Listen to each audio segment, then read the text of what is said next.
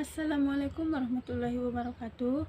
Perkenalkan, nama saya Sutri Sarah dari Program Studi Pendidikan Guru Sekolah Dasar Fakultas Keguruan dan Ilmu Pendidikan Universitas Samudra Angkatan 2018 Unit 2. Nah, sekarang saya akan membuat sebuah video pembelajaran tentang sastra anak yang mana akan membahas mengenai jenis dan karakteristiknya. Kemudian cara meningkatkan kemampuan sastra untuk siswa SD. Nah, untuk pembelajaran ini untuk memenuhi tugas mata kuliah pembelajaran bahasa dan sastra Indonesia SD kelas tinggi. Nah, sebelum memulai pembelajaran pada hari ini, kita sebaiknya berdoa terlebih dahulu. Doa sebelum belajar. Bismillahirrahmanirrahim. Raditu billahi rabba wa bil islami dina wa bi muhammadin nabiyya wa rasulah. Rabbi zidni ilman warzuqni fahman. Artinya, kami ridho Allah sebagai Tuhanku, Islam sebagai agamaku, dan Nabi Muhammad sebagai Nabi dan Rasul. Ya Allah, tambahkanlah kepadaku ilmu dan berikanlah aku pengertian yang baik. Setelah selesai berdoa, kita akan menyanyikan sebuah lagu nasional yaitu Garuda Pancasila untuk meningkatkan rasa nasionalisme kita sebagai warga negara Indonesia. Nah, lagu Garuda Pancasila ini adalah salah satu lagu nasional Indonesia. Untuk itu, sekarang kita akan menyanyikan lagu Garuda Pancasila.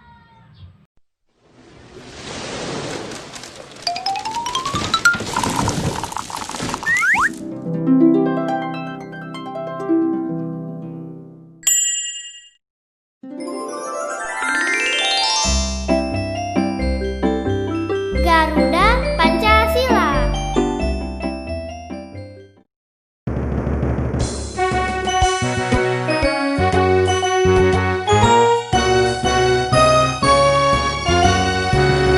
Garuda Pancasila, akulah pendukungmu. Patriot proklamasi, sedia berkorban untukmu. Pancasila dasar negara, rakyat adil makmur sentosa, pribadi bangsaku. Ayo maju, ayo maju, ayo maju, maju.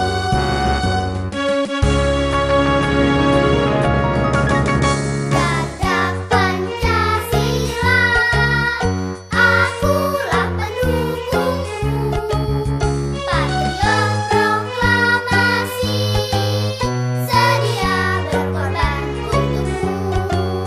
Pancasila dasar negara, rakyat adil makmur sentosa, pribadi bangsaku. Ayo maju, ayo maju, ayo maju, maju.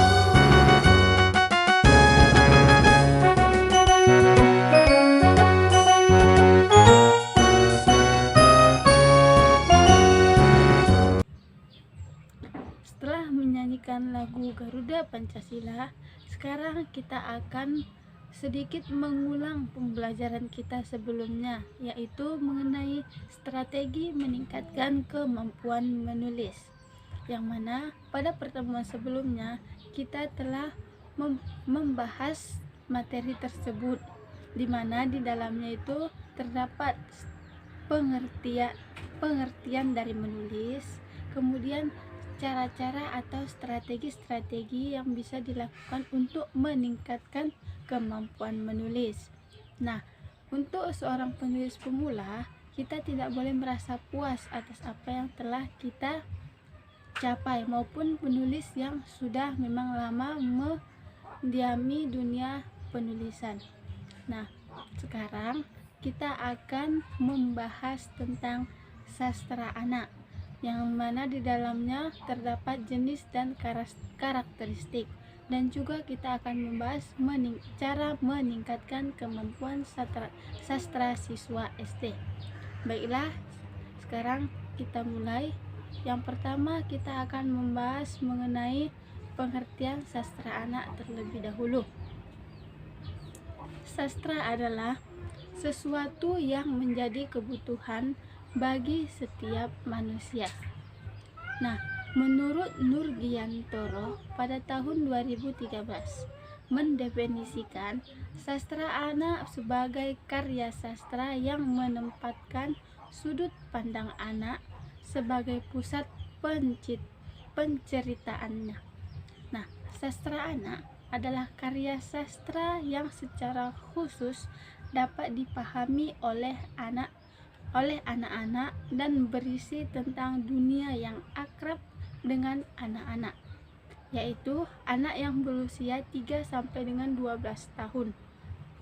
Nah, pendapat Hood yaitu sastra anak sebagai buku bacaan yang dibaca oleh seseorang secara khusus apabila cocok untuknya. Nah, dan secara khusus pula memuaskan sekelompok anggota yang kini disebut dengan anak. Nah, kemudian sastra anak adalah sastra yang mencerminkan perasaan dan pengalaman anak-anak melalui pandangan anak-anak. Nah, sastra anak ini juga adalah karya seni yang imajinatifnya dengan unsur estetisnya dominan yang bermediumkan bahasa baik lisan maupun tertulis yang secara khusus dapat dipahami oleh anak-anak dan tentang dunia yang akrab dengan anak. Nah, kemudian kita akan membahas tentang jenis-jenis sastra anak. Sastra anak memiliki berbagai macam jenis ataupun genre. Nah, genre sendiri adalah suatu macam atau tipe kesastraan yang memiliki karakteristik umum atau pengkategorian suatu teks sastra berdasarkan gaya, bentuk, atau isi. Nah, karakteristik tersebut dapat menyebabkan suatu karya teks termasuk ke dalam beberapa genre atau terjadi tumpang tindih. Nah, meskipun begitu, kita harus tetap mengetahui beberapa genre pada suatu karya. Menurut Lukens, secara garis besar, genre sastra anak terbagi menjadi 6 macam, yakni yang pertama yaitu realisme. Peristiwa di dalam cerita ini logis dan masuk akal. Akan tetapi, cerita bisa saja ada dan benar-benar bisa juga tidak. Ada beberapa cerita yang dapat dikategorikan realisme meskipun terjadi adanya tumpang tindih, yakni cerita realistik, realisme binatang, realisme historis, dan cerita olahraga. Kemudian yang kedua yaitu fiksi formula. Jenis ini memiliki pola-pola tertentu sehingga berbeda dari yang lain. Walaupun hal ini tidak mengurangi originalitas cerita yang dikreasikan oleh penulis.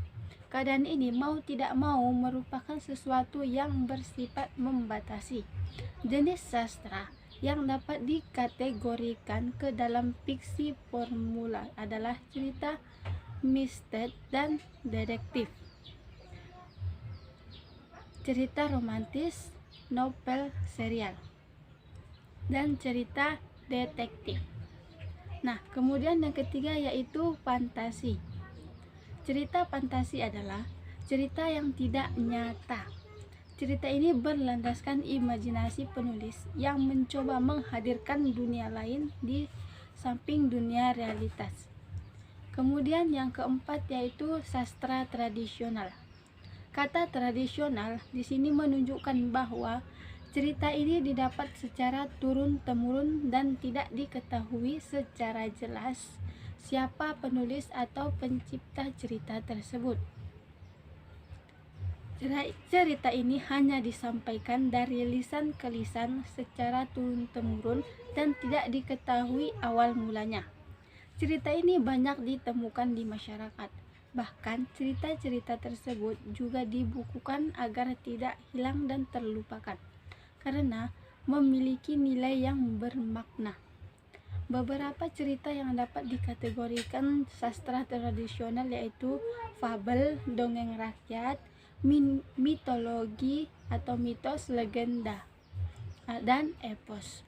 Kemudian yang kelima yaitu puisi. Puisi adalah suatu bentuk sastra yang memiliki pandangan berbagai unsur bahasa ataupun kegunaan berbagai unsur bahasa untuk mencapai aspek keindahan. Nah, bahasa yang digunakan di dalam puisi tentunya singkat, akan tetapi dapat mendeskripsikan sesuatu lebih banyak. Nah, jika dituliskan, puisi memiliki format yang berbeda dengan fiksi, dan utamanya adalah barisnya umumnya relatif pendek.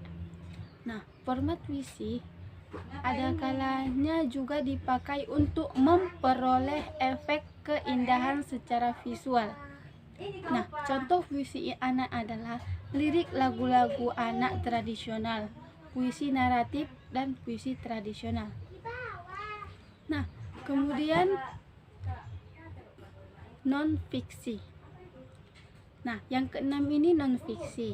Tidak semua buku non-fiksi termasuk dalam jenis sastra anak. Hanya buku memiliki bahasa yang komunikatif dan ditulis secara artistik sehingga anak dapat memperoleh pemahaman dan kesenangan. Kemudian yang ketiga kita akan membahas mengenai karakteristik atau ciri-ciri sastra anak. Nah, karakteristik ataupun ciri-ciri sastra anak secara umumnya yaitu menurut Hasim pada tahun 1981 mengemukakan bahwa cerita yang diberikan kepada anak hendaknya memiliki ciri-ciri sebagai berikut. Yang pertama, bahasa yang digunakan sesuai dengan tingkat perkembangan bahasa anak. Kemudian yang kedua yaitu isi ceritanya haruslah sesuai dengan tingkat umur dan perhatian anak. Pada tahap pertama yaitu kelas 1 sampai dengan 3 SD, bacaan untuk anak laki-laki dan wanita dapat disamakan. Nah, untuk selanjutnya kelas 4 sampai dengan kelas 6 SD, secara berangsur-angsur akan kelihatan bahwa anak laki-laki lebih menyenangi cerita petualangan, olahraga, dan teknik. Sedangkan anak wanita lebih menyenangi cerita yang bersifat kekeluargaan dan sosial. Nah, yang ketiga yaitu hendaknya jangan diberikan cerita bersendikan politik, tetapi mengutamakan pendidikan moral dan pembentukan watak. Nah, apa yang dikemukakan oleh Hasim sejalan dengan Pramuki pada tahun 2000 bahwa hendaknya cerita yang diberikan kepada anak adalah cerita yang sesuai dengan tingkat perkembangan usia anak-anak tersebut, yakni pada usia 6 sampai dengan 9 tahun lebih menyenangi cerita yang bertema kehidupan sehari-hari, sampai termasuk dongeng hewan dan cerita lucu, sedangkan pada anak usia 9 sampai dengan 12 tahun menyukai cerita yang bertema tentang kehidupan keluarga yang dilukiskan secara realistis, cerita fantasi, dan cerita petualangan.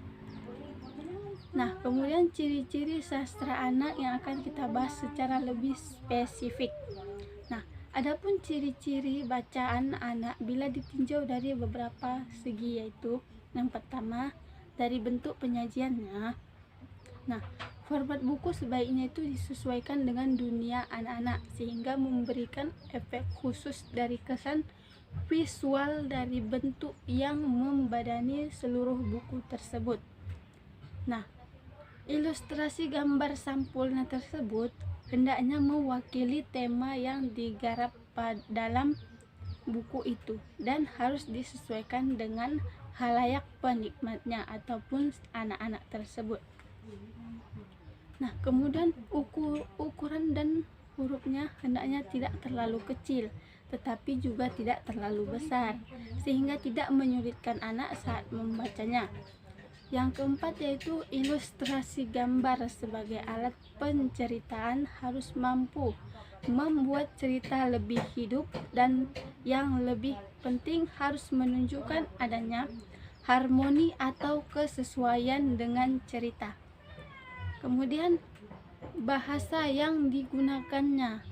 Nah, ditinjau dari bahasa atau bacaan cerita anak-anak. Sebaiknya memiliki ciri menggunakan bahasa yang sederhana. Nah, penggunaan bahasa mempertimbangkan perkembangan bahasa anak usia SD, baik dari segi penguasaan struktur, tata bahasa, maupun dari segi kemampuan anak dalam memproduksi dan memahaminya. Nah, kemudian dari cara penuturannya. Nah, dari segi cara penuturan, ciri bacaan cerita anak diarahkan pada teknik penuturan cerita yang merujuk pada pemilihan kata, penggunaan gaya bahasa, teknik penggambaran tokoh dan latar belakang ataupun latar dari cerita tersebut. Nah, dalam teknik penuturan sebaiknya yang digunakan adalah teknik penyajian naratif yang memang banyak digunakan dalam cerita anak-anak. Meskipun demikian, di dalamnya masih tetap didukung oleh reportatif dan deskriptif berupa ilustrasi gambar. Kemudian dilihat dari tokoh, penokohan, latar, plot, dan tema. Nah, dari segi tokoh, bacaan cerita anak-anak menampilkan tokoh yang jumlahnya tidak terlalu banyak ataupun tidak melebihi dari 6 pelaku. Ini dimaksudkan agar anak tidak bimbang dalam memahami alur cerita yang tergambar lewat rentetan peristiwa yang ada tersebut. Nah, kemudian dari latar cerita. Nah, latar cerita anak hendaknya menggambarkan tempat-tempat tertentu yang menarik minat mereka. Misalnya tempat persembunyian John Wayne dalam Batman atau Luck dalam Superman. Nah, saat mereka mengganti baju atau berubah menjadi tokoh Batman dan Superman dalam cerita jenis fantasi. Yang ketiga, dari segi alur atau plot. Bacaan cerita anak-anak mengandung plot yang bersifat linear dan berpusat pada satu cerita sehingga tidak membingungkan anak tersebut. Yang keempat yaitu tema. Tema bacaan cerita anak biasanya sesuai dengan minat mereka. Misalnya, tentang keluarga, berteman, cerita misteri, petualangan, fantasi, cerita yang lucu-lucu tentang binatang, cerita kepahlawanan, dan sebagainya.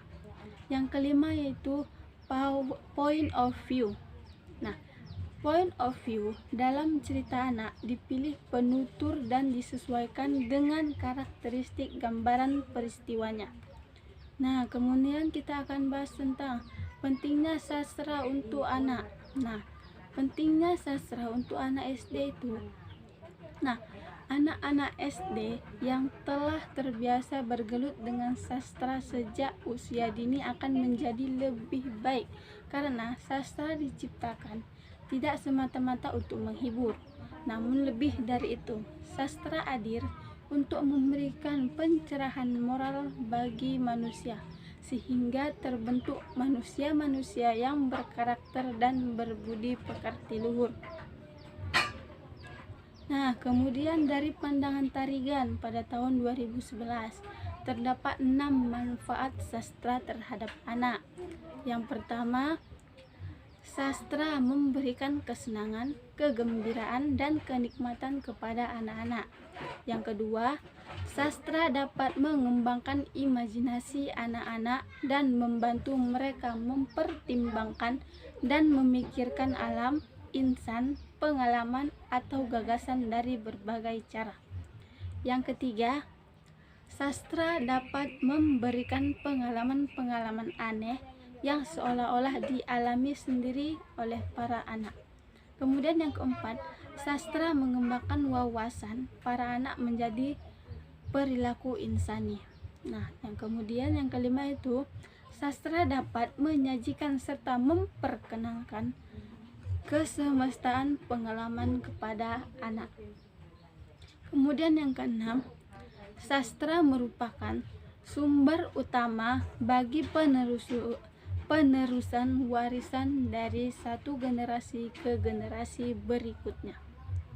Nah, sekarang kita akan membahas mengenai pentingnya sastra untuk anak.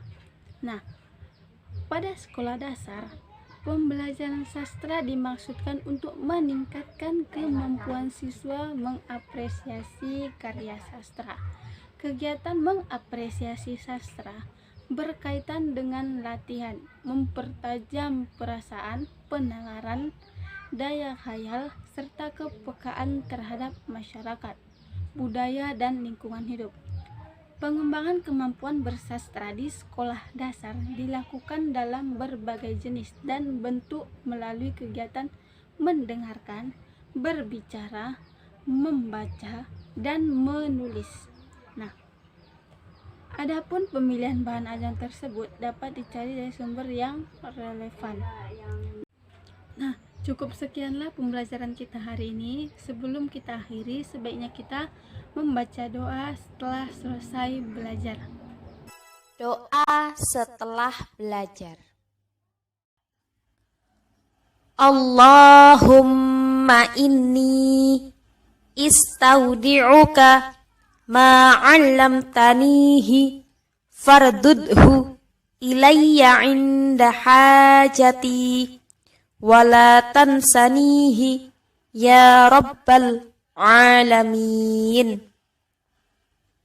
Artinya, ya Allah, sesungguhnya kutitipkan kepadamu apa yang telah Engkau ajarkan kepadaku, maka kembalikanlah dia kepadaku di saat aku membutuhkannya.